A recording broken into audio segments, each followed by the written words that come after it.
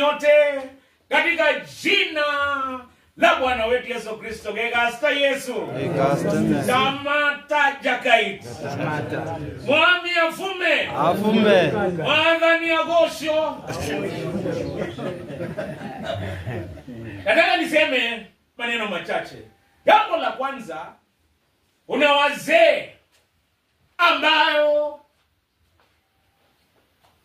wana nguvu, ni wenye nguvu, na kuna wazee wenye kulegea. Ukienda huko kwetu Mount Elgon wanasemanga siku hizi nyigisponde. Yaani wanamaanisha wakiona huyu mzee ni nyigisponde, ni mzee ambaye wamemweka kwa ratili, wakaona huyu ni mzee mwenye nguvu.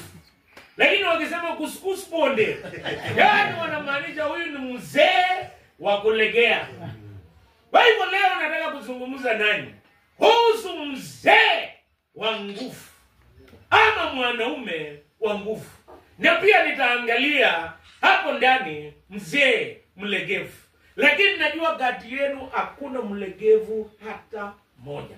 Tunaongea kuhusu wazee wenye wako huko kijijini, wale walegevu, lakini hapa ni wanaume wenye nguvu. Jambo la kwanza, mwanaume mwenye nguvu hafanyi kila kitu, lakini anafanya kitu hata kimoja.